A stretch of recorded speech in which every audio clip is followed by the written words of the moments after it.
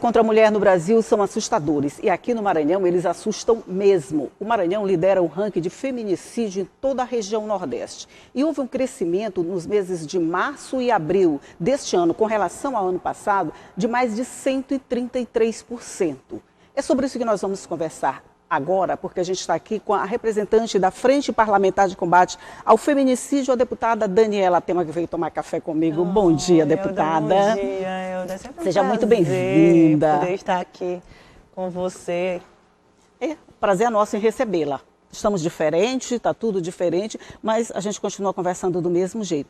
Principalmente quando é um assunto assim, bem árido, vamos dizer, para conversar de manhã. A gente lidera mesmo esse ranking, a gente tem essa posição assim tão desagradável, deputada? Exatamente. E o que mais assusta, Elda, é que esses números continuam a serem crescentes. Os números têm crescido, de junho para cá, por exemplo, praticamente dobrou, nós já ultrapassamos os 50 casos de feminicídio aqui no Maranhão. Ultrapassamos 50 casos agora, no mês de agosto, nós já ultrapassamos 50 casos no Maranhão, sendo que nos últimos anos, nos últimos 6 anos, o ano que nós tivemos o maior número de casos, nós tivemos 54 casos.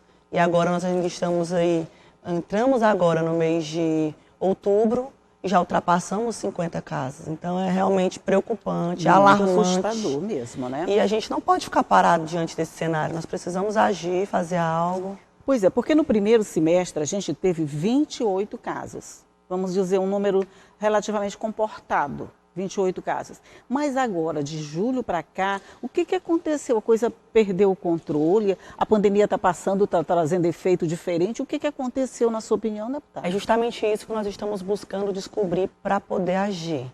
Hoje eu presido a Frente Parlamentar de Combate e Erradicação ao Feminicídio no Maranhão.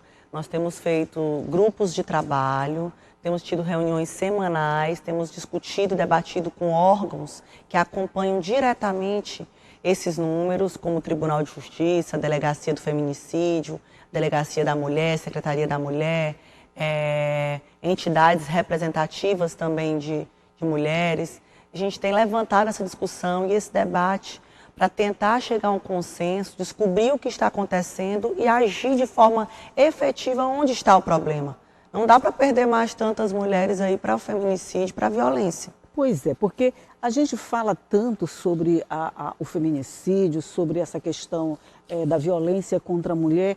Não é por falta de conhecimento, todo mundo já sabe quais as providências tomar, o agressor já sabe que ele vai ser punido, praticamente todo mundo sabe, mas mesmo assim os números continuam. As campanhas, o que a gente percebeu é que as campanhas precisam ser intensificadas, porque o que acontece?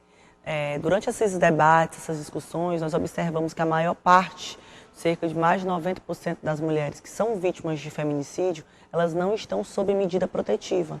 Então, isso nos mostra que as medidas protetivas são eficientes. Se você denunciar, se você estiver sob medida protetiva, muitas não perdem a sua vida. Os números mostram claramente, através de dados obtidos através da Delegacia do Feminicídio, mostram que a maior parte das mulheres que são vítimas de feminicídio não estão sob medida protetiva. Ou seja, não pediram ajuda, né, para as autoridades, principalmente. Então, e a gente às vezes, só lhe interrompendo, às vezes pedem a medida, depois desistem. Exatamente nesse intervalo acontece o assassinato. Nós tivemos recentemente um caso assim, nós tivemos um caso que a mulher, 2 meses depois que estava sem a medida, foi morta pelo ex-companheiro. Quando ela abre mão dessa proteção, dessa medida protetiva que de alguma forma dá um escudo, vamos dizer assim, a ela está na fase de quê? De acreditar que a volta vai ser possível, de acreditar que reatar aquele relacionamento é uma boa ideia. É o que normalmente acontece. O homem agride a mulher, depois se arrepende, promete mudar, promete melhorar, que não vai mais acontecer, que foi um momento ruim, mas a violência continua acontecendo. E nós temos buscado, inclusive, eu mesma, através do meu mandato como deputada estadual, medidas efetivas para proteger essas mulheres, principalmente essas mulheres aí que são reféns dos companheiros por não denunciarem. Nós tivemos agora sancionado uma lei de nossa autoria, a lei dos condomínios. Sim, que todo mundo... Agora, assim, todo mundo pode meter a colher na briga de marido e mulher, mais ou menos não isso? Não existe mais isso, de briga de marido e mulher, ninguém mexe a colher. Pelo contrário, agora a gente precisa abrir o bocão, nós precisamos mostrar que nós temos umas às outras, principalmente, que ninguém solta a mão de ninguém, que ninguém está sozinho. Hoje não é mais motivo de se envergonhar. Nós ouvimos relatos, inclusive de uma pessoa do interior do estado, que foi vítima de violência doméstica durante anos, anos e anos, tinha vergonha esse é o problema de também, denunciar. né? Boa parte é isso, tem vergonha, a família rejeita, às vezes joga na cara, e você termina... Tipo, ruim com ele, pior sem ele, exatamente, né? Aquela coisa termina ridícula. ficando refém, e ela só se libertou quando ela sentiu que ia ser morta. Ele tentou matá-la, ela conseguiu escapar da morte, e aí ela disse, não, agora não dá mais. E ela conta que era sempre a mesma coisa, ele agredia, chorava, se arrependia, e ela perdoava. E ela acreditava. E ela acreditava. Agora, na última reunião que nós tivemos à frente, um outro relato importante foi a questão do alcoolismo. Nós estivemos falando com uma assistente social que acompanha casos como esse, e ela disse que o homem às vezes chega em casa alcoolizado, agride a vítima, agride a companheira, e no outro dia sequer lembra do que fez. Muito interessante para ele, né? E o alcoolismo, eu imagino que problemas como esse devem ter sido aumentado durante a pandemia. Ficou sem emprego, ficou mais tempo em casa convivendo, gera conflitos. Deu para perceber? Acho que em todo o país aconteceu esse acréscimo de ficar muito junto, agressor e vítima, acaba em outras violências. Exatamente, mas disso tudo nós tiramos uma lição, né? Uma lição que os governos eles não estão omissos a esse tipo de situação. Estão sendo criadas campanhas tanto a nível de governo quanto por próprias entidades, grupos que têm defendido a mulher. A gente viu o sinal vermelho. O sinal vermelho, né? Exatamente, uma iniciativa do judiciário. Nós podemos ver agora aqui no Maranhão a lei dos condomínios. Agora, recentemente, anteontem, o governo sancionou, na última sexta-feira, sancionou mais uma lei que vai ser um importante instrumento para as mulheres, que é o Aluguel Maria da Penha, mais um projeto, que é o Aluguel Maria da Penha. Muitas mulheres também são vítimas da violência doméstica, chega ao feminicídio por conta da dependência econômica. Como é que funciona o Aluguel Maria da Penha? O Aluguel Maria da Penha é uma lei, é um projeto de iniciativa do Poder Executivo, proposto pelo governo do Estado do Maranhão, votado e aprovado por unanimidade aqui na Assembleia Legislativa, atendendo uma indicação de minha autoria. Nós fizemos um anteprojeto, encaminhamos para o governo viu a importância desse projeto. Quero parabenizar aqui o governo pela sensibilidade, porque a rede aqui no Maranhão tem funcionado graças muito bem. A Deus, né? O governo tem se mostrado preocupado com a causa feminina. A prova disso são os inúmeros projetos do governo voltados para a mulher. Nós tivemos aqui também de iniciativa da Assembleia Legislativa o projeto Boletim Online para a Violência Doméstica. Nós temos aqui a Patrulha Maria da Penha, nós temos inaugurada no Maranhão a Casa da Mulher Maranhense no município de Imperatriz, na cidade de Imperatriz. Ou seja, nós temos o Aluguel Maria da Penha agora, nós temos a Lei dos Condomínios. O Aluguel Maria da Penha é quando ela precisa sair de casa, ela vai ter o pagamento, é isso? Mulheres em situação de violência doméstica, sofrem violência doméstica, que estão sob medida protetiva e em situação de vulnerabilidade, que vivam com menos de 2 salários mínimos. E as que terão prioridade são as mães de menores, crianças menores de idade, na verdade, menores de idade. Elas terão prioridade para o aluguel. É um subsídio no valor de R$600, onde a mulher vai receber pelo período de 12 meses, que é um período que ela vai se reerguer, restabelecer, para conseguir se reajustar, para conseguir andar com as próprias pernas. É complicado para conseguir, por exemplo, o que a mulher tem que fazer? Às vezes a situação é tão desesperadora que ela precisa para ontem. Primeira coisa é procurar a delegacia da mulher e fazer a denúncia. Isso. Ou se não tiver delegacia da mulher, a delegacia normal, e fazer a denúncia, solicitar a medida protetiva, é um dos pré-requisitos, e atender os pré-requisitos que estão dentro da lei. Um deles é estar sob medida protetiva, Isso é bom, é um incentivo a mais na medida protetiva, né? Exatamente. Receber menos que 2 salários mínimos. Sim. Não ter nenhum parente morando dentro do município.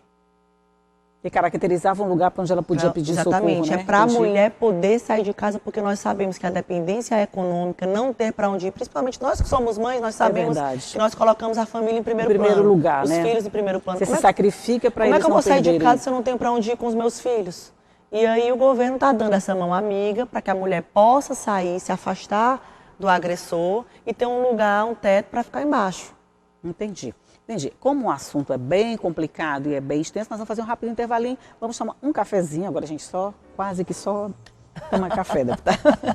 Mas a gente volta já para conversar, um minutinho só e logo eu estou de volta. De volta conversando aqui sobre o crescimento dos números de feminicídio, principalmente no Maranhão, que a gente lidera esse ranking aqui em toda a região Nordeste. Quem está conversando comigo aqui é a deputada Daniela Tema, que é presidente da Frente de Combate ao Feminicídio no Maranhão. E a gente estava falando nessa dependência. Uma coisa que muito me chama a atenção, deputada, é o fato de esse ciclo da violência leva 7 anos para ser rompido. 7 anos não é tempo demais para ficar sofrendo, para ficar sob o abuso de um companheiro agressivo, até que a gente consiga romper isso. É como eu falei, as mulheres normalmente elas são muito família. E aí às vezes elas levam uma relação sempre na esperança do homem mudar, sempre na esperança de manter, de não afastar os filhos do pai. Verdade. E termina os anos passando, ela nessa esperança, sofrendo. Mas isso é muito preocupante, porque a maior parte das mulheres hoje que são vítimas de feminicídio, elas viveram durante anos esse ciclo de violência doméstica. A gente sabe que o feminicídio é o último ato da violência. Né? São dados muitos sintomas de que a situação vai chegar até esse ponto. Mas com relação a isso, agora todo mundo já pode participar, todo mundo pode meter a colher, se a briga for de marido e mulher, aí vem a lei dos condomínios. Como é que funciona? A lei dos condomínios. A lei dos condomínios foi uma ferramenta criada justamente para as pessoas meterem a mão mesmo, meterem a colher mesmo. Não é só a colher, mete logo a mão inteira, né? Como foi que nós criamos, de onde foi que veio, de onde foi que partiu a ideia? Nós sabemos que as pessoas ainda vivem essa coisa que ninguém mete a colher, que briga de marido e mulher. E a gente sabe que não existe mais isso. Mas muitas mulheres também não denunciam e não chegam às vezes nem ter tempo. Sofrem a violência, os vizinhos ouvem o pedido de socorro. Normalmente ouvem, principalmente em prédio, né? Exatamente, e nada fazem. Agora não, agora é lei onde os síndicos ou as administradoras de condomínio têm obrigação em comunicar às autoridades a qualquer indício de violência, um indício, uma suspeita que esteja ocorrendo, eles já têm que avisar. Quem vai investigar não é o condomínio, não é o síndico, quem vai investigar é a polícia, são as autoridades. O papel do síndico, o papel das administradoras é comunicar qualquer indício. Caso isso não aconteça, eles vão poder receber uma multa, a princípio uma advertência. Tem penalidade, E tem penalidade, exatamente. Sim. Serão penalizados através de uma advertência e multa para os condomínios. E o bom disso tudo é ver que a lei ela já está em atividade, já funciona. Quem me falou agora nos últimos dias, eu tive uma amiga que disse impressionante, que os meus filhos, ela dizendo, eu tenho um filho de 11 anos, e ele ouviu, e ele chegou em casa e disse, mamãe, está acontecendo alguma coisa ali. Ele mesmo foi lá, provocou o síndico do condomínio. Isso que eu queria saber. Por exemplo, o vizinho ouve, esse menino, que é uma criança, ouviu aquela confusão toda, ou então ouve de vez em quando. Ele não pode fazer a denúncia? Ele chama o síndico para tomar, para cuidar não da coisa? impede de que faça a denúncia, até porque nós sabemos que a denúncia pode ser feita até de forma anônima. Mas o que é obrigação, sujeita à penalidade, é caso o condomínio seja omisso. Entendi. A isso. Sabia da situação? Eu sou vizinha, eu ouvi, eu posso fazer uma denúncia até anônima, mas não é obrigação que seja feita. Agora, para o condomínio, para o síndico, é obrigação. Sim, é obrigação. Inclusive, tramita no Senado uma lei semelhante à nossa. Olha que bom, né? O Maranhão é pioneiro nessa lei. No Senado ainda está tramitando uma lei semelhante à nossa aqui do Maranhão. O Maranhão saiu à frente. Por isso que eu digo, nós estamos à frente de muita coisa. Agora veio o Maranhão pioneiro de novo, agora na lei do aluguel Maria da Penha nesse subsídio. Tomara que seja imitado por muitas outras capitais. A importância de um trabalho desse assim, quer dizer, com esse foco mesmo voltado para a erradicação, a criação de uma frente parlamentar aqui na Assembleia Legislativa para cuidar desse assunto especificamente, e aqui a gente não está falando porque a senhora é uma deputada, poderia ser qualquer deputado incomodado com a situação. Qual a importância de um trabalho desse, deputada? A importância primeiro é discutir qual é o problema, de onde é que vem, onde é que apresenta o maior número, porque a gente só vai conseguir resolver o problema se nós conhecermos o problema de perto. Não adianta nós nos atentarmos somente aos números e não sabermos o que está ocasionando, quem está mais vulnerável a ser vítima do feminicídio. Então, tudo isso tem sido discutido, nós temos descoberto coisas absurdas, como, por exemplo, a própria questão da religião. Existem religiões que dizem que a mulher tem que ser submissa ao homem. De acordo com a Bíblia, a submissão... E assim, mas a Bíblia diz a submissão, não é nesse sentido, apanha aí e fica quieta, não. Não, mas existem religiões que o quê? Que incentivam a mulher a viver, casou para viver o resto da vida. É verdade. Não é? É verdade. E assim, a gente tem que desconstruir isso. Né? Você vai viver até onde estiver sendo bom para você e para o seu companheiro. Até onde houver respeito. Deus não quer ninguém sofrendo aqui na Terra. Sim, né? Então, até essas questões estão sendo discutidas na frente, questões de religiosidade. Nós precisamos levar esse debate para dentro das igrejas. Nós precisamos desconstruir algumas coisas que foram construídas durante toda a história. Porque é patriarcal, a mulher submissa ao homem. E hoje não é mais bem assim.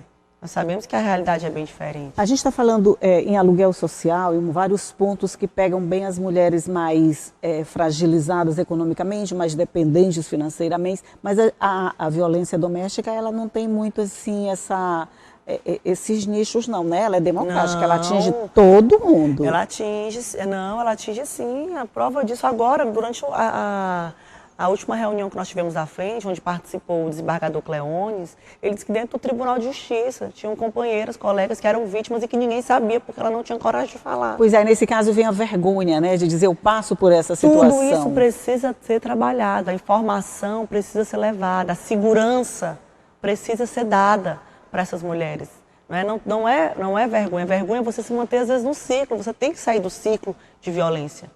Você tem que sair do ciclo. E até isso tem sido discutido. Eu acredito que ao final dessa frente parlamentar, dos trabalhos dessa frente parlamentar, nós vamos conseguir obter excelentes resultados para trabalhar e para enfrentar tudo isso que tem acontecido. Porque nós temos buscado todos esses tipos de informações, têm sido coletadas nos trabalhos da frente parlamentar. Um trabalho que é recente, porque a pandemia atrapalhou um pouco. Atrapalhou bastante. Mas nós não paramos. Não pararam durante a pandemia? A gente tem se reunido de forma remota, semanalmente. Isso é bom, né?